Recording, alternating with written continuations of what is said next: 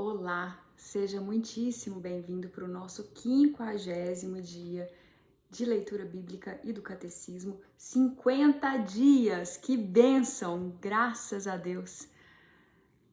E eu inicio desejando graça, paz e bem, alegria, força, esperança e muito amor do nosso Deus nos nossos corações todos os dias. Hoje leremos Êxodo, capítulos 31 a 33, Salmo 51, Mateus, continuação do capítulo 26, dos versículos 26 até o 46, e o Catecismo, os itens 396 a 403. Já andamos bastante, né? Graças a Deus. E eu peço que sejamos iluminados pelo Espírito Santo, que Deus nos ilumine para a compreensão da palavra, para a retenção e para que frutifiquemos. Em nome do Pai, do Filho e do Espírito Santo. Amém. Êxodo,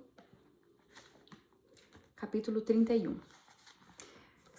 E eu estava, antes de começar aqui o vídeo, ouvindo um louvor que me toca muitíssimo, que me inspira muito, da banda, eu acho que eles são americanos, Hillsong United, o som da montanha unido, e o nome da música é Take All of Me, Pegue Tudo de Mim. E eu vou deixar o link aqui para você ouvir, se tiver interesse, e tem também a tradução nessa versão que eu vou deixar aqui, para caso você precise da tradução para entender o que está sendo dito. É um louvor, um hino, uma oração lindíssima. Êxodo, capítulo 31. Os operários do santuário. Yahvé falou a Moisés, dizendo: Eis que chamei pelo nome a Bezaleel, filho de Uri, filho de Ur, da tribo de Judá. Eu o enchi com o Espírito de Deus, em sabedoria, entendimento e conhecimento para toda espécie de trabalho, para elaborar desenhos, para trabalhar em ouro, prata e bronze, para lapidação de pedras de engaste, para entalho de madeira e para realizar toda espécie de trabalhos. Eis que lhe dou por companheiro Oliabe, filho de Aquisameque, da tribo de Dan. Coloquei a sabedoria no coração de todos os homens de coração sábio, para que façam tudo o que te ordenei: a tenda da reunião, a arca do testemunho, o propiciatório que está sobre ela e toda a mobília da tenda, a mesa com todos os seus acessórios, o candelabro de ouro puro com todos os seus acessórios, o altar do incenso, o altar dos holocaustos com todos os seus acessórios, a bacia com a sua base, as vestimentas litúrgicas, as vestimentas sagradas para o sacerdote Aarão e as vestimentas dos seus filhos para o exercício do sacerdócio, o óleo da unção e o incenso para o santuário. Farão tudo de acordo com o que te ordenei. Repouso sabático. Yahvé disse a Moisés: Fala aos israelitas e dize-lhes: Observareis de verdade os meus sábados. Isso aqui está no versículo 13. Observarei de verdade os meus sábados, porque são um sinal entre mim e vós em vossas gerações, a fim de que saibais que eu sou Yahvé, o que vos santifica. Observareis, pois, o sábado, porque é uma coisa santa para vós. Quem o profanar será castigado com a morte.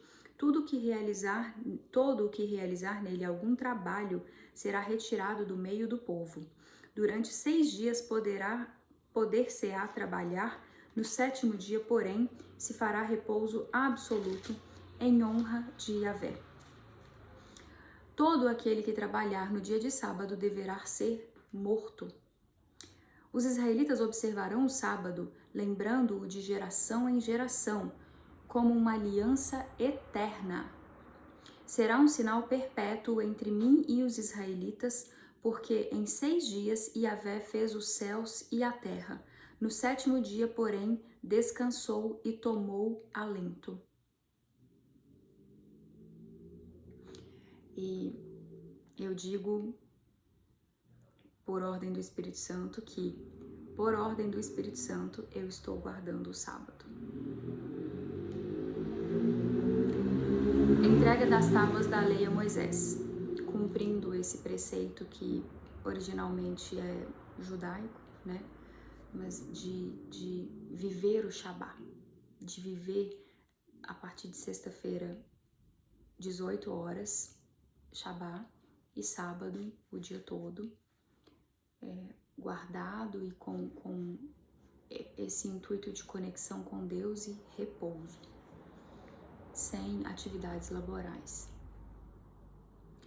Entrega dos sábados da lei a Moisés. Quando ele terminou de falar com Moisés no Monte Sinai, entregou-lhe as 2 tábuas do testemunho, tábuas de pedra escritas pelo dedo de Deus. O bezerro de ouro e a renovação da aliança. Muito importante isso aqui. Ouçam novamente, tá? Que a gente precisa ter bastante conhecimento, clareza, pedir ao Espírito Santo clareza sobre esses trechos. O bezerro de ouro. Quando o povo, e o Espírito Santo me manda alertar sobre a confusão que é feita sobre a ideia das imagens, dos ícones, né? Que essa passagem testemunha muito o que simbolizava a imagem naquela época, porque eram feitas imagens de animais e eles cultuavam como deuses animais, né? Só exemplificando aqui o nível de distância da ideia de Deus que a gente tem hoje, né? Que Deus veio construindo dentro dessa perspectiva de que Deus vem se revelando progressivamente para a humanidade, se dando a conhecer progressivamente, evolutivamente, à medida que a gente tem dignidade e evolução espiritual e responsabilidade para receber tanto, né? Então, Êxodo capítulo 32, o bezerro de ouro e a renovação da aliança, o bezerro de ouro. Quando o povo viu que Moisés tardava em descer da montanha, lembrando que ele ficou 40 dias e 40 noites, Deus levou Moisés para a montanha, ele permaneceu lá por 40 dias, isso é importante. Quando o povo viu que Moisés tardava em descer da montanha, congregou-se em torno de Arão e lhe disse: Vamos, faze-nos um Deus que vá à nossa frente, porque a esse Moisés, a esse homem que nos fez subir da terra do Egito, não sabemos o que lhe aconteceu. Arão respondeu-lhes: Tirai os brincos de ouro das orelhas de vossas mulheres, de vossos filhos e filhas, e trazei-mos. Então todo o povo tirou das orelhas os brincos e os trouxeram a Arão. Este recebeu o ouro das suas mãos e fez fundir em um molde e fabricou com ele uma estátua de bezerro. Então exclamaram: Este é o teu Deus, ó Israel, o que te fez subir da terra do Egito. Quando Arão viu isto, edificou um altar diante da estátua e fez desta proclamação: Amanhã será festa para Yahvé. No dia seguinte levantaram-se cedo, ofereceram holocaustos e trouxeram sacrifícios de comunhão. O povo assentou-se para comer e para beber, depois se levantou para se divertir.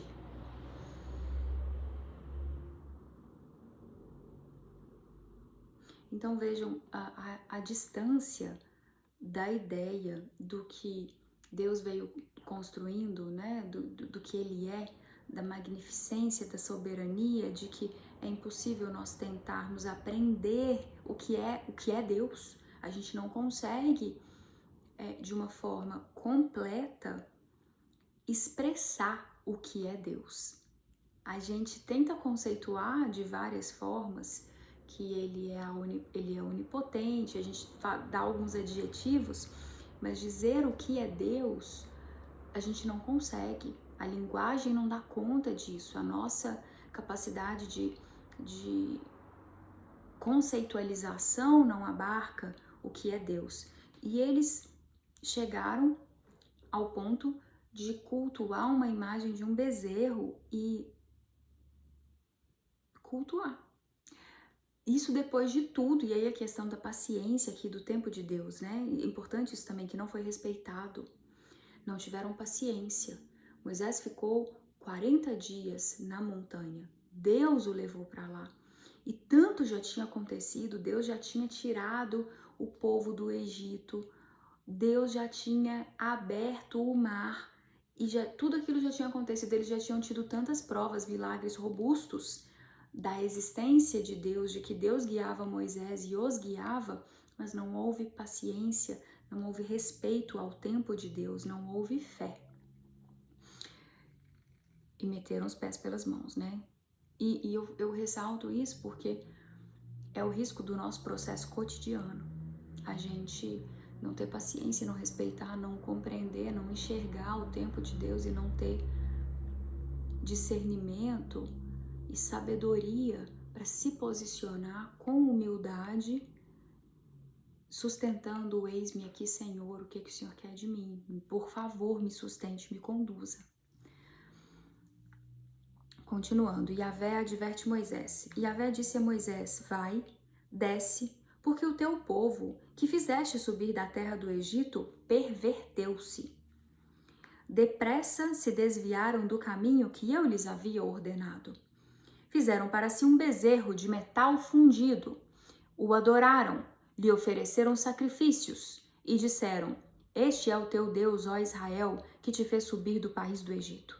Yahvé disse a Moisés, tenho visto a este povo. É um povo de cerviz dura. Agora, pois, deixa-me para que se acenda contra eles a minha ira, e eu os consuma, e farei de ti uma grande nação.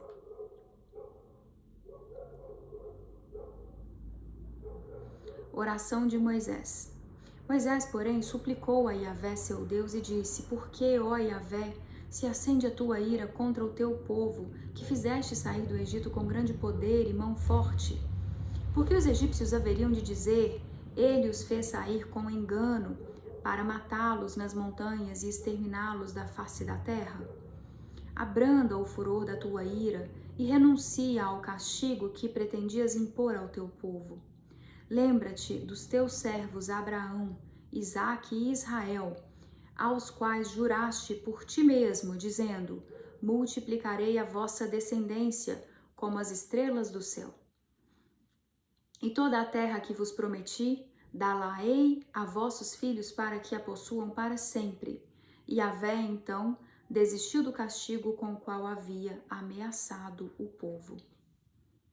Então, aqui pela intercessão de Moisés, Yahvé abrandou a ira.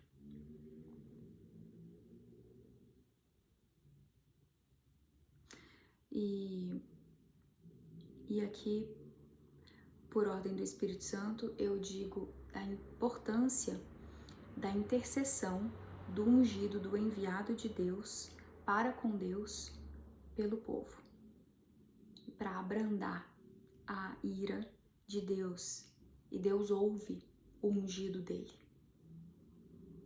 Isso é lindo, gente. É um Deus de amor e misericórdia. Eu até me emociono, porque é um Deus que ouve, é um Deus que ama, é um Deus que é justo, que cobra lealdade do povo, que dá tanto, né? Mas cobra, mas ouve um pedido, uma intercessão.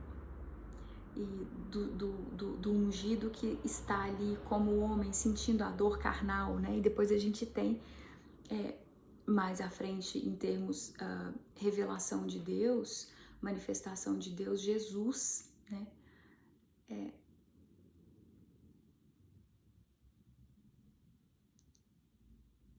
Esse Jesus que é Deus, que é uma parte de Deus, um fragmento de Deus, né? Um enviado de Deus, um ungido de Deus, com essa relação tão próxima com Deus, que o chama de Pai, que nos ensina a chamá-lo de Pai, que mostra que Deus é amor e que a gente sustenta enquanto fé que Ele é unigênito gerado não criado, né? Existe uma questão complexa aí de trindade, então eu tenho que ter cuidado para falar isso, mas é uma verdade, né? E que Deus se coloca tão próximo do ser humano, sentindo a dor do humano, envia o próprio Filho que é santificado, que reina no céu, para sentir a dor. E isso aproxima a dor do humano de Deus. As intercessões são poderosas. E possíveis, né? Possíveis. Mas é sempre necessário ressaltar que o nosso Deus é um Deus de justiça. E nós estamos em tempos em que as pessoas estão muito distantes dessa perspectiva. Porque a gente tem a referência de Jesus, de que Deus é amor, e de fato o é. Mas eu alerto para o fato de que as pessoas andam tanto descuidadas das histórias do Antigo Testamento e de um Deus de justiça que cobra a nossa lealdade, o cumprimento das alianças, missões, resposta a Deus. Senhor, eis-me aqui, o que queres de mim? Obediência, obediência. Atentem para o aspecto de obediência desses profetas. Desde Abraão, Deus manda, o profeta obedece. Deus manda, o profeta obedece. Relacionamento com Deus, os ungidos sustentam isso, né? Não importa o quão absurdo seja para o momento, para as crenças culturais, sociais, para as opiniões alheias, o profeta paga caro, se preciso, e todos pagam muito caro, sustentando a ordem de Deus. Obediência é um aspecto muito importante no relacionamento com Deus. Prosseguindo. Moisés quebra as tábuas da lei. Moisés voltou-se e desceu da montanha com as 2 tábuas do testemunho nas mãos, tábuas escritas nos 2 lados. Estavam escritas em uma e outra superfície. As tábuas eram obra de Deus e a escritura era obra de Deus, gravada nas tábuas.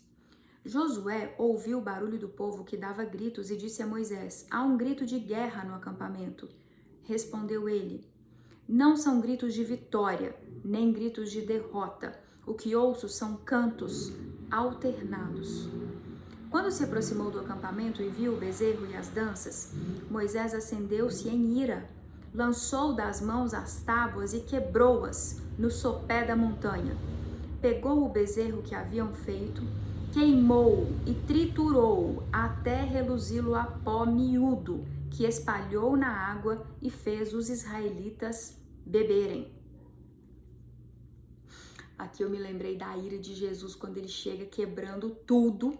Jesus, né, naquele amor santo, naquele amor que era pura graça de Deus, amando todo mundo, ensinando todo mundo a amar mais. E aí quando ele chega ali na porta do templo de Deus e que ele vê aquele comércio, aquele mercado, aquele desrespeito com o sagrado, ele quebra tudo. Foi bem o que Moisés fez aqui, né? Quebrou tudo. Honras a Deus e justiça, né? Amor quando dá para amar, mas é que às vezes as blasfêmias são tantas que é na base da justiça e da defesa da honra do nome de Deus, do que é correto. Amém. O papel de Arão na falta do povo. Moisés disse a Arão: que fez este povo para atrair sobre si um pecado tão grave? Arão respondeu: que não se acenda a cólera do meu Senhor, tu sabes quanto este povo é inclinado para o mal. Eles me disseram: faze-nos um Deus que marche à nossa frente, porque a esse Moisés, o homem que nos fez subir do país do Egito, não sabemos a que lhe aconteceu. Eu disse: quem tiver ouro, tire-o. Eles me deram, eu o lancei no fogo e saiu esse bezerro.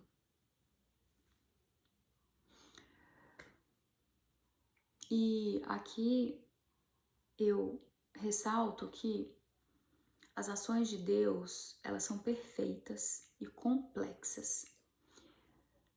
E às vezes Deus permite que algumas coisas aconteçam, inclusive algum mal, né? Algo que no momento nós interpretamos como muito mal, que é difícil a gente entender, aceitar, mas como Santo Agostinho, Paulo, agora acho que Paulo, né? Que tudo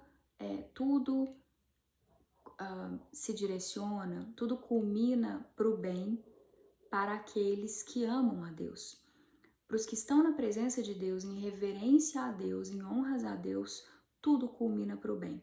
E aí eu me lembro daquele trecho também bíblico que diz: por tudo dai graças. Então, a gente precisa pedir essa sabedoria de Deus, essa força espiritual de entender que nada foge, de acreditar, ter fé, confiança na onipotência de Deus, que nada foge do controle de Deus, nada. E que se tem alguma coisa que está difícil a gente digerir acontecendo, tem um propósito.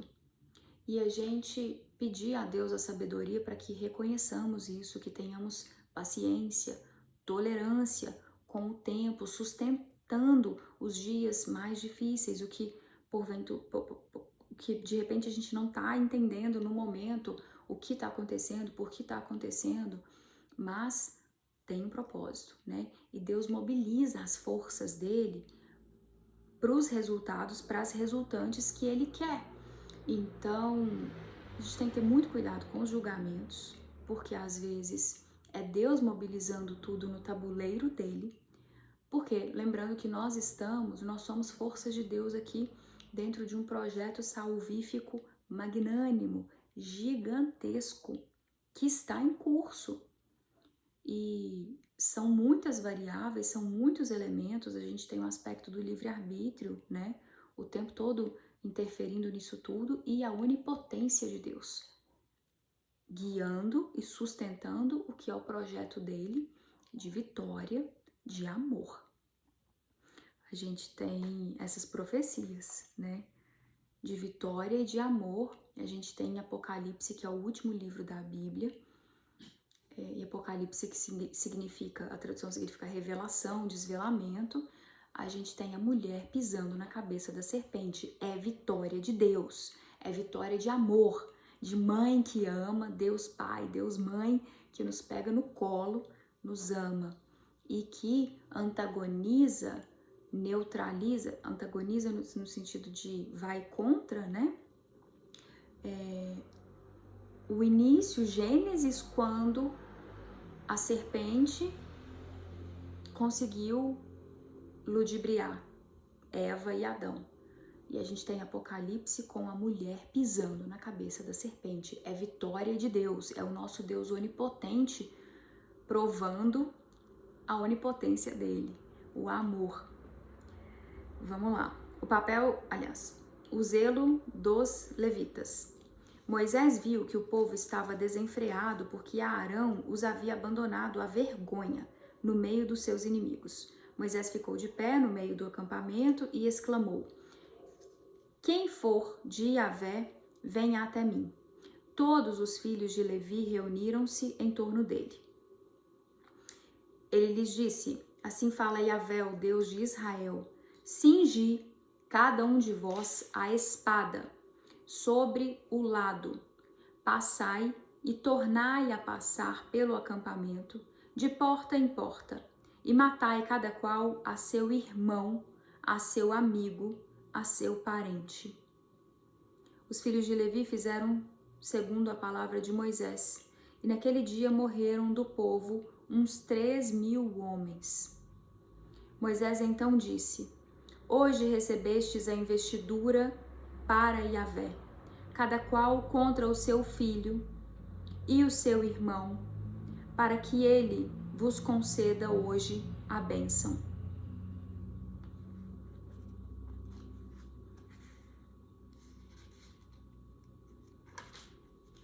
Eu lerei esse trecho novamente, gente, que é muito grande e forte, né? O zelo dos levitas.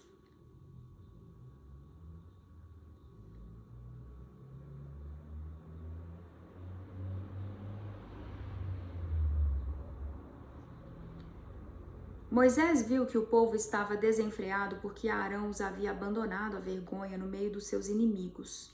Moisés ficou de pé no meio do acampamento e exclamou: Quem for de Yahvé, venha até mim. Todos os filhos de Levi reuniram-se em torno dele. Ele lhes disse: Assim fala Yahvé, o Deus de Israel: cingi cada um de vós a espada sobre o lado, passai e tornai a passar pelo acampamento de porta em porta e matai cada qual a seu irmão, a seu amigo, a seu parente.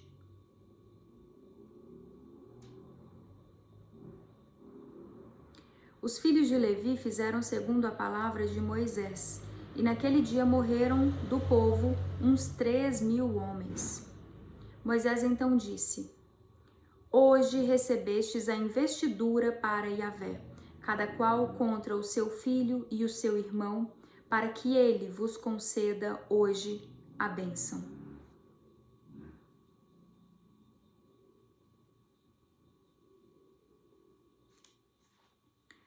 E aqui o preço da fé, da honra, da obediência a Yahvé. E esse trecho aqui me fez lembrar também um episódio em que Jesus responde: a minha mãe e os meus irmãos são os que fazem a vontade do meu Pai. O amor a Deus sobre todas as coisas, que foi o que esses fiéis manifestaram aqui, né? Sacrificando outros que não responderam ao chamado. Quem for de Yahvé, venha. Não foram, né? E os que não foram receberam essa justiça de Deus. E realmente esse trecho me fez lembrar bem aquele trecho em que Jesus responde: a minha mãe e os meus irmãos são os que fazem a vontade do meu Deus, do meu Pai. É algo assim, mas é a ordem de Deus, as honras a Deus, a fé em Deus, a obediência acima de tudo e de todos. É o que o profeta sustenta, né? E aqui os que responderam ao chamado de Deus, né? Que realmente responderam. E foram capazes de sacrificar os próprios familiares em nome das verdades de Deus, né? Da justiça de Deus aos que não responderam, né, ao chamado à verdade de Deus. Nova oração de Moisés. No dia seguinte, Moisés disse ao povo: Vós cometestes um pecado grave, todavia vou subir a Yahvé para tratar de expiar o vosso pecado. Voltou, pois, Moisés a Yahvé e disse: Este povo cometeu um grave pecado ao fabricar um Deus de ouro. Agora, pois, se perdoasses o seu pecado, se não, risca-me, peço-te, do livro que escreveste. E Yahvé respondeu a Moisés: Riscarei do meu livro todo aquele que pecou contra mim. Vós, pois, agora... vai, pois, agora e conduze o povo para onde eu te disse. Eis que o meu anjo irá adiante de ti. Mas no dia da minha visita, eu punirei o pecado deles. E Yahvé castigou o povo pelo que havia feito com o bezerro fabricado por Arão. Agora capítulo 33. A ordem para a partida. Yahvé disse a Moisés: Vai, sobe daqui, tu e o povo que fizeste subir do Egito, para a terra que prometi com juramento a Abraão, Isaque e Jacó, dizendo: Eu a darei à sua descendência. Heteus, os ferezeus, os heveus e os jebuseus.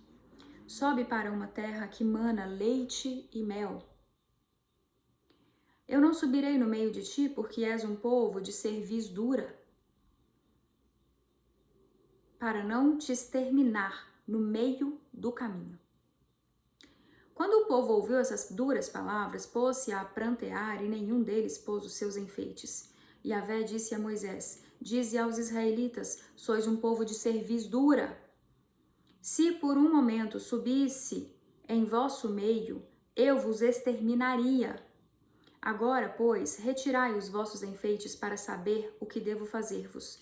Então, desde o monte Horebe, os israelitas deixaram seus enfeites. A tenda, versículo 7, capítulo 33. Moisés tomou a tenda e a armou para ele, fora do acampamento, longe do acampamento. Haviam-lhe dado o nome de tenda da reunião. Quem quisesse interrogar a Yahvé ia até a tenda da reunião que estava fora do acampamento. Quando Moisés se dirigia para a tenda, todo o povo se levantava, cada um permanecia de pé na entrada da sua tenda e seguia Moisés com o olhar até que ele entrasse na tenda. E acontecia que quando Moisés entrava na tenda, baixava a coluna de nuvem, parava à entrada da tenda e ele falava com Moisés. Ele, com letra maiúscula, Deus. Quando o povo via a coluna de nuvem parada à entrada da tenda, todo o povo se levantava e cada um se prosternava à porta da própria tenda. Yahvé então falava com Moisés face a face, como um homem fala com seu amigo. Depois ele voltava para o acampamento. Mas seu servidor Josué, filho de Num, moço ainda, não se afastava do interior da tenda.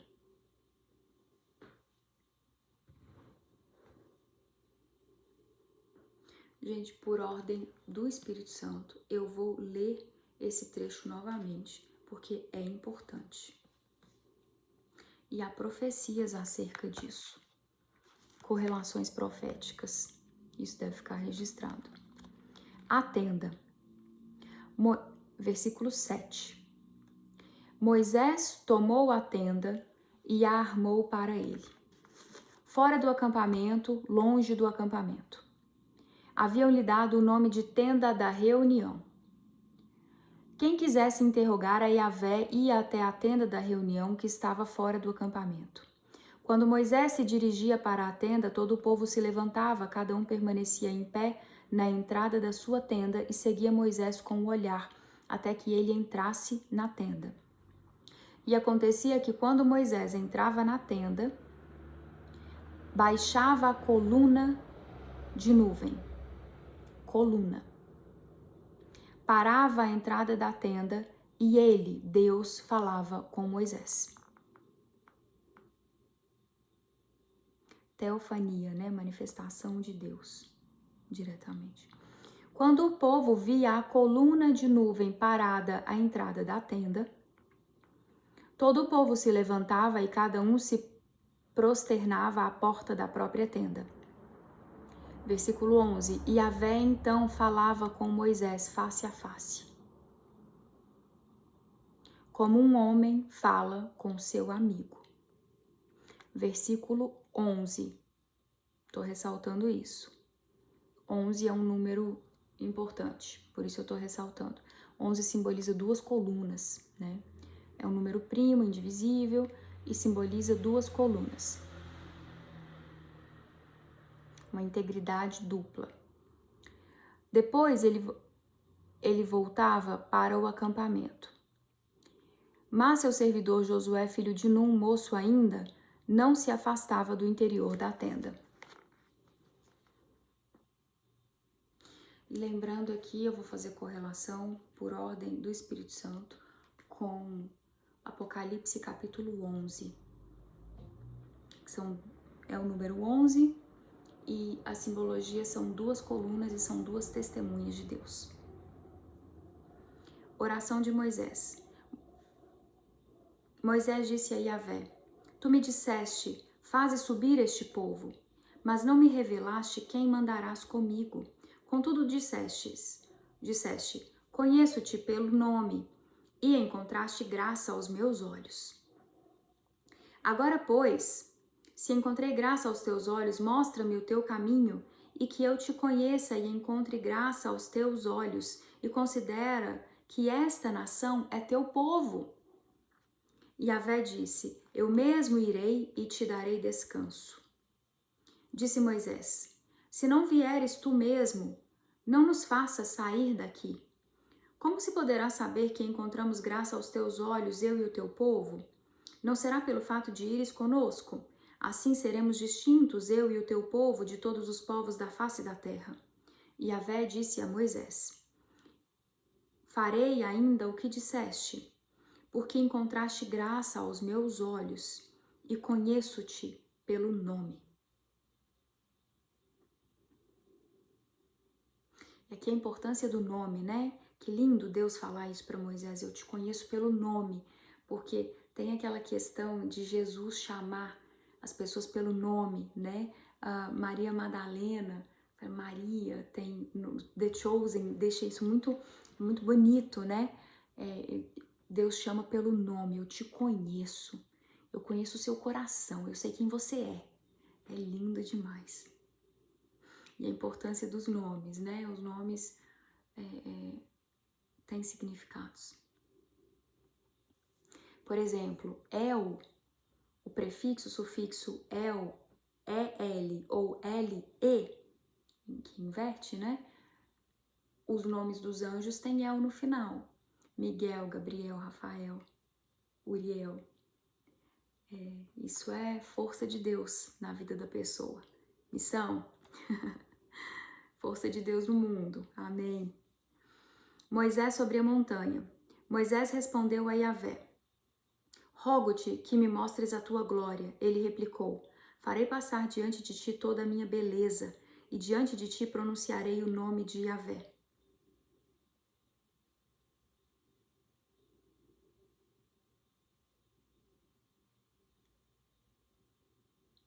Terei piedade de quem eu quiser ter piedade, terei compaixão de quem eu quiser ter compaixão.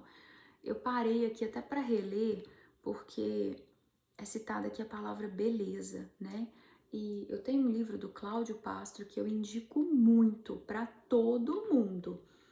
Compre esse livro, leia esse livro, presenteie este livro. É chamado O Deus da Beleza. Eu vou tentar deixar um link aqui. Não é um livro caro, tá menos de R$40 e é de uma beleza, porque nos coloca em contato com esse conceito, com essa percepção de que a beleza é de Deus, é uma força, uma verdade de Deus, de que a beleza, ela transcende, ela nos eleva espiritualmente, ela nos chama para a vida, ela nos alegra. É força de Deus em nós. Quando nós estamos saudáveis, quando nós estamos bem, a gente manifesta beleza, a gente quer beleza, né?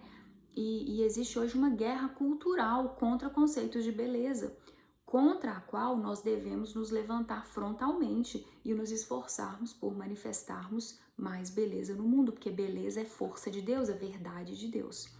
Então o livro é do Cláudio Pastro, que é aquele artista sacro que idealizou, construiu, projetou muito do Santuário de Nossa Senhora Aparecida, né? E tem algumas coisas dele no YouTube, inclusive, Cláudio Pastro. E esse livro que eu tô citando chama-se O Deus da Beleza. Eu vou deixar o link aqui. Se você tiver, eu vou colocar pela Amazon, vou buscar lá, vou deixar o link se tiver interesse. Eu recomendo muito, é um livro curtinho, uma preciosidade, um presente de Deus pra gente. E é Deus pegando a gente no colo e lembrando: meus filhos, eu sou a beleza, onde é que vocês estão? O quão distantes de mim vocês estão? Porque nós estamos, né? Nós estamos distantes demais de Deus, infelizmente. A gente tá num tempo pagão de novo, né? Outro dia eu ouvi um sacerdote falando isso. Nós estamos num mundo pagão, infelizmente. Quando você considera a maioria da população, a gente está batalhando pelas verdades de Deus, pela fé, Deus nos usando para chegarmos aos corações dos irmãos, mas infelizmente, de fato, este tempo é um tempo de paganismo de novo, uma tristeza, e é muito grave, porque Deus já se revelou demais, gente. Nós temos uma responsabilidade muito grande de honrar o que Deus já deixou de verdade espiritual revelada pra gente, né? Que Deus tenha misericórdia de nós e nos sustente e pela ação do Espírito Santo nos conduza às verdades dele e às belezas dele. Voltando. Eu lerei novamente este trecho. Moisés sobre a montanha. Moisés respondeu a Yahvé: rogo-te que me mostres a tua glória. Ele replicou, olha só, olha que lindo, gente. Moisés pediu a glória de Deus e Deus respondeu: eu vou te mostrar a minha beleza. Olha que lindo, Deus é lindo demais. Moisés respondeu a Yahvé: rogo-te que me mostres a tua glória. Ele, Deus, replicou: farei passar diante de ti toda a minha beleza. E diante de ti pronunciarei o nome de Yahvé. Terei piedade de quem eu quiser ter piedade, e terei compaixão de quem eu quiser ter compaixão. Isso foi Deus, fecha aspas. E acrescentou: não poderás ver a minha face, porque o homem não pode ver-me e continuar vivendo. E Yahvé disse ainda: eis aqui um lugar junto a mim, põe-te sobre a rocha. Quando passar a minha glória, colocar-te-ei na fenda da rocha e cobrir-te-ei com a palma da mão até que eu tenha passado.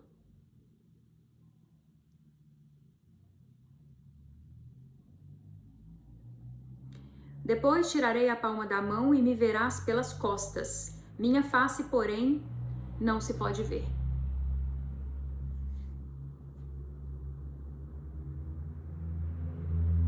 Ainda, né? Porque depois vem Jesus Cristo, que é uma manifestação maior, no momento de mais revelação de Deus, de mais amor. E o homem criado à imagem e semelhança de Deus, né? Esse Deus que vai se dando a conhecer. Ai, muito lindo, gente. Esses foram, então, os capítulos de Êxodo para hoje, capítulos 31 a 33, leituras muito importantes. O vídeo ficou um pouco mais longo, vai ficar um pouco mais longo, mas eu recomendo muito que vocês deem muita atenção a isso tudo que foi falado aqui hoje dentro do capítulo de Êxodo. Pega a sua Bíblia, leia novamente, leia, releia, ouça novamente. Capítulos 31 a 33 de Êxodo. Agora nós vamos para o Salmo 51. Miserere, do mestre de canto, Salmo de Davi, quando o profeta Natã foi encontrá-lo, após ele ter estado em Betsabeia. Tem piedade de mim, ó Deus, por teu amor. Apaga minhas transgressões por tua grande compaixão. Lava-me inteiro da minha iniquidade e purifica-me do meu pecado. Pois reconheço minhas transgressões e diante de mim está sempre meu pecado. Pequei contra ti somente. Pratiquei o que é mal aos teus olhos. Tens razão, portanto, ao falar, e tua vitória se manifesta ao julgar. Eis que eu nasci na iniquidade, minha mãe concebeu-me no pecado. Eis que amas a verdade no fundo do ser, e me ensinas a sabedoria no segredo. Purifica meu pecado com o hisopo, e ficarei puro. Hisopo aqui, na nota de rodapé, está dizendo que é planta empregada para as purificações. Purifica meu pecado com o hisopo e ficarei puro. Lava-me e ficarei mais branco do que a neve. Faze-me ouvir o júbilo e a alegria, e dancem os ossos que esmagaste. Esconde a tua face dos meus pecados e apaga minhas iniquidades todas. Ó Deus, cria em mim um coração puro. Renova um episódio firme no meu peito. Renova um espírito firme no meu peito. Não me rejeites para longe de tua face. Não retires de mim teu Santo Espírito. Devolve-me o júbilo da tua salvação e que um espírito generoso me sustente. Ensinarei teus caminhos aos rebeldes para que os pecadores voltem a ti. Livra-me do sangue, ó Deus, meu Deus Salvador. A minha língua aclamará a tua justiça. Ó Senhor, abre os meus lábios e minha língua anunciará o teu louvor. Pois tu não queres sacrifício e um holocausto não te agrada. Sacrifício a Deus é espírito contrito, coração contrito e esmagado. Ó Deus, tu não desprezas. Faze o bem a Sião, em teu favor, reconstrói as muralhas de Jerusalém. Então te agradarás dos sacrifícios de justiça, holocaustos e ofertas totais, e em teu altar se oferecerão novilhos. Amém. E aqui eu tenho um marcador com a imagem de Jesus Cristo e o Sagrado Coração de Jesus. Amém. Salmo 117, convite ao louvor. Aleluia! Louvai Yahvé nações todas, glorificai-o todos os povos, pois seu amor é forte e sua verdade é para sempre. Amém. Mateus, continuação do capítulo 26, a partir do versículo 26 até o 46. Instituição da Eucaristia.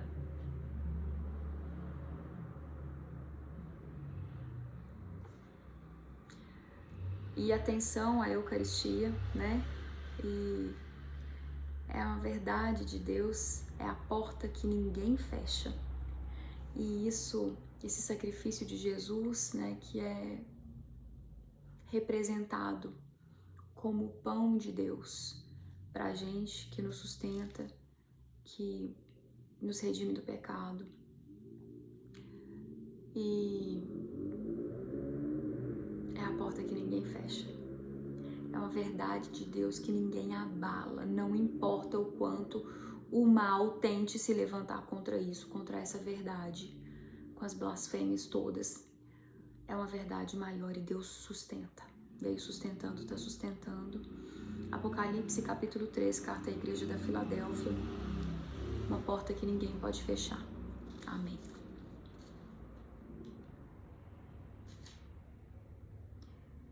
Instituição da Eucaristia. Enquanto comiam, Jesus tomou um pão e, tendo-o abençoado, partiu e, distribuindo-o aos discípulos, disse: Tomai e comei. Isto é o meu corpo. Depois tomou um cálice e, dando graças, deu-o a eles, dizendo: Bebei dele todos, pois isto é o meu sangue, o sangue da aliança, que é derramado por muitos para remissão dos pecados.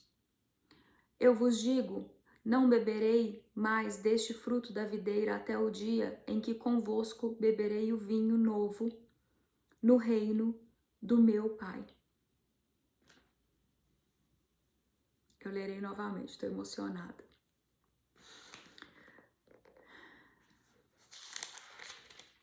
Enquanto comiam, Jesus tomou um pão e, tendo-o abençoado, partiu e, distribuindo-o aos discípulos, disse: Tomai e comei. Isto é o meu corpo. Depois tomou um cálice e, dando graças, deu a eles, dizendo: Bebei dele todos, pois isto é o meu sangue, o sangue da aliança, que é derramado por muitos para remissão dos pecados. Eu vos digo, não beberei mais deste fruto da videira até o dia em que convosco beberei o vinho novo no reino do meu Pai. E por ordem do Espírito Santo, eu ressalto que este último trecho tem uma importância profética. Fica aqui registrado. Não beberei mais deste fruto da videira até o dia em que convosco beberei o vinho novo no reino do meu Pai.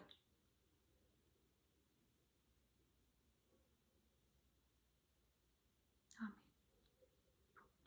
A negação de Pedro é predita.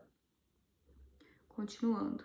Depois de terem cantado o hino, saíram para o Monte das Oliveiras. Jesus disse-lhes então: Esta noite todos vós vos escandalizareis por minha causa, pois está escrito: Ferirei o pastor e as ovelhas do rebanho se dispersarão. Mas depois que eu ressurgir, vos precederei na Galileia. Pedro, tomando a palavra, disse-lhe: Ainda que todos se escandalizem por tua causa, eu jamais me escandalizarei. Jesus declarou. Versículo 34. Em verdade te digo que esta noite, antes que o galo cante, me negarás 3 vezes. Ao que Pedro disse, mesmo que tiver de morrer contigo, não te negarei. O mesmo disseram todos os discípulos. No Getsêmani. Então Jesus foi com eles a um lugar chamado Getsêmani e disse aos discípulos, sentai-vos aí enquanto vou até ali para orar.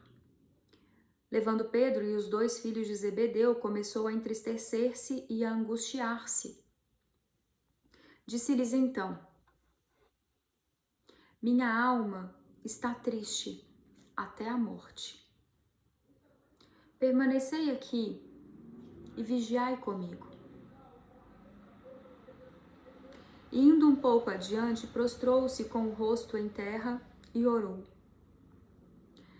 Meu Pai, se é possível que passe de mim este cálice, contudo,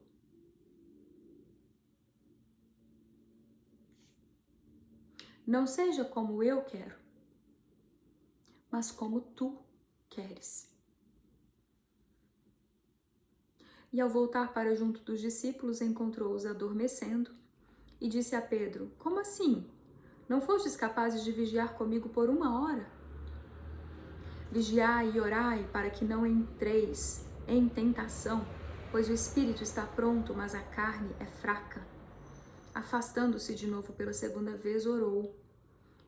Meu Pai, se não é possível que esta taça passe sem que eu a beba, seja feita a tua vontade.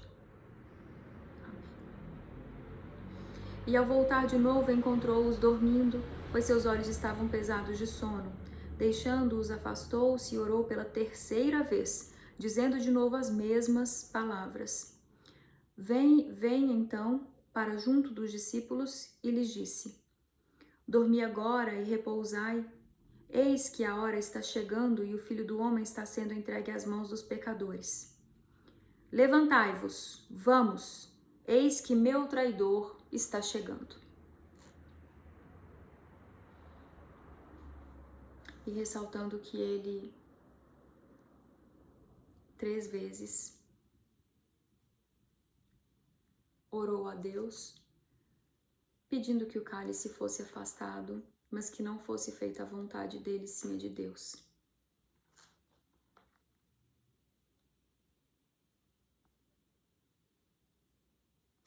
E aqui nós finalizamos a leitura de Mateus do cronograma de hoje. Agora seguimos para o catecismo. Aliás, eu vou deixar a leitura do catecismo. Não, tá. Vamos lá. O pecado original. Itens 396 a 403. O pecado original. A liberdade posta à prova. Deus criou o homem à sua imagem e o constituiu em sua amizade. Criatura espiritual, o homem só pode viver esta amizade como livre submissão a Deus.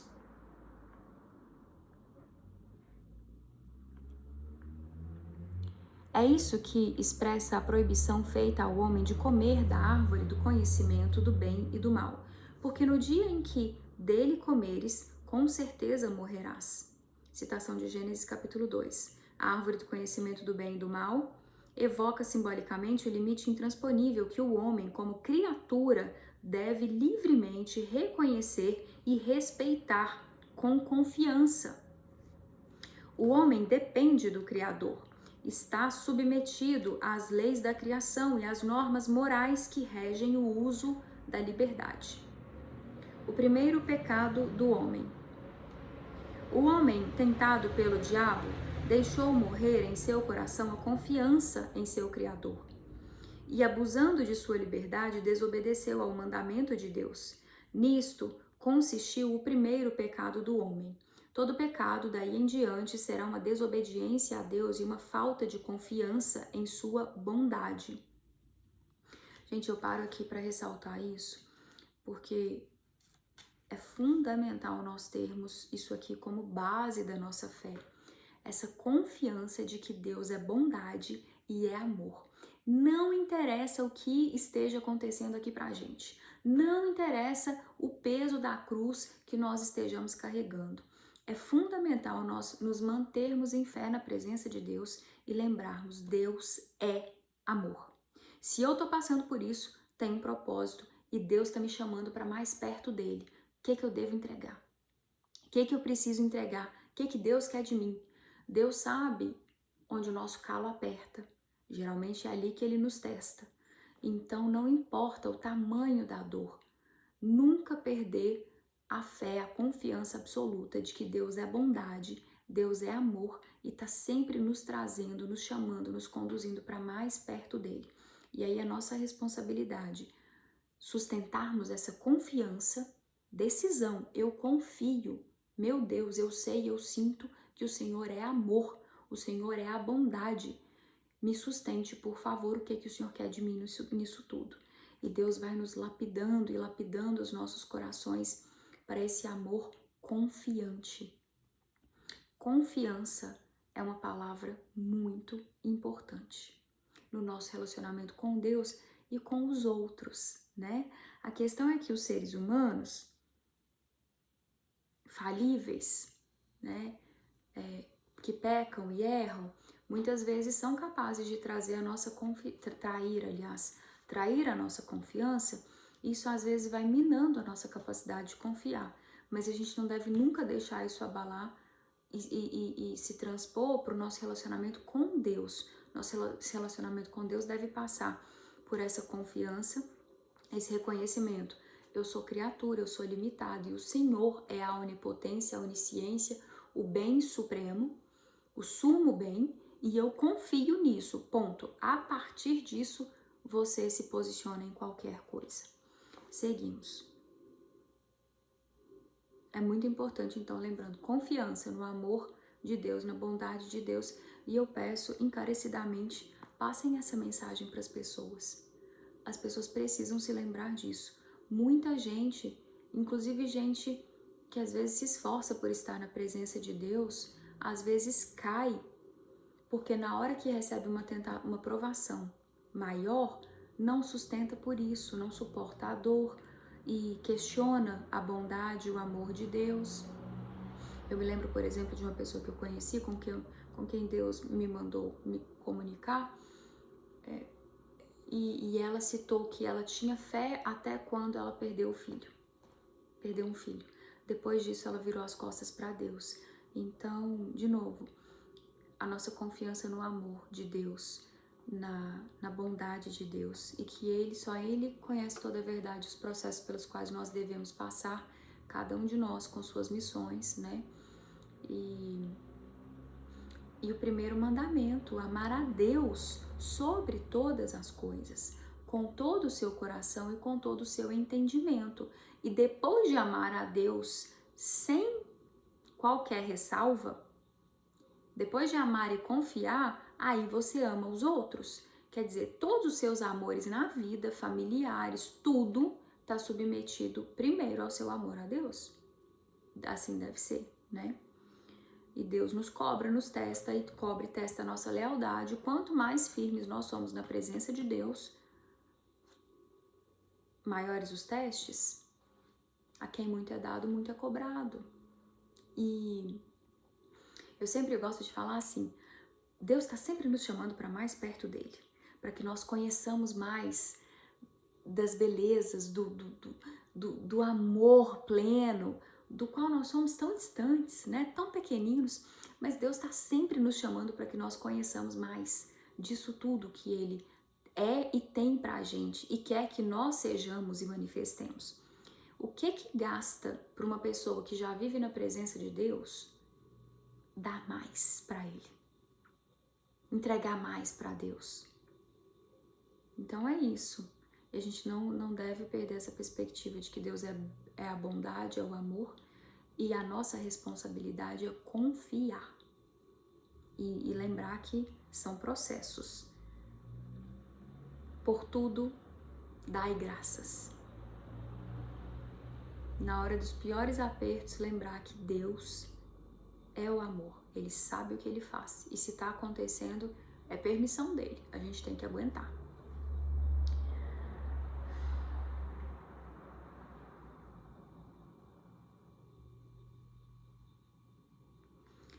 Continuando, neste pecado, o homem preferiu a si mesmo e não a Deus. Com isso, menosprezou a Deus, optou por si mesmo contra Deus, contrariando as experiências de seu estado de criatura e, consequentemente, de seu próprio bem. Constituído em estado de santidade, o homem estava destinado a ser plenamente divinizado por Deus na glória. Pela sedução do diabo, quis ser como Deus, mas sem Deus e antepondo-se a Deus, não segundo Deus. A Escritura mostra as consequências dramáticas dessa primeira desobediência. Adão e Eva perdem de imediato a graça da santidade original. Têm medo deste Deus, do qual fizeram uma falsa imagem, e de um Deus enciumado de suas prerrogativas. A harmonia na qual estavam, estabelecida graças à justiça original, está destruída. O domínio das faculdades espirituais da alma sobre o corpo é rompido.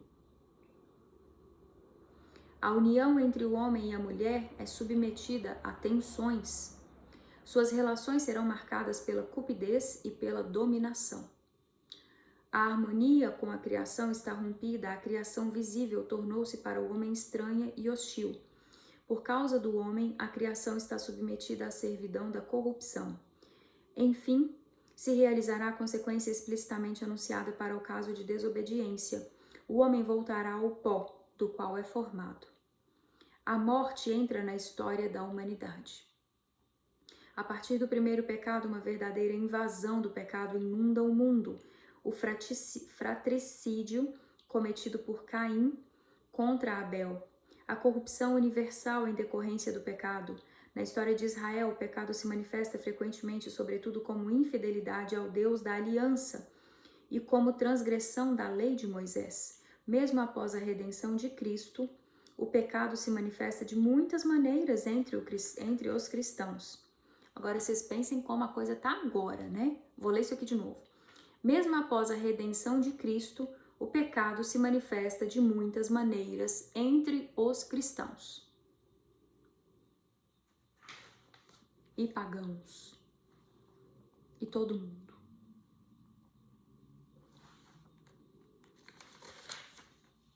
A Escritura e a tradição da Igreja não cessam de recordar a presença e a universalidade do pecado na história do homem.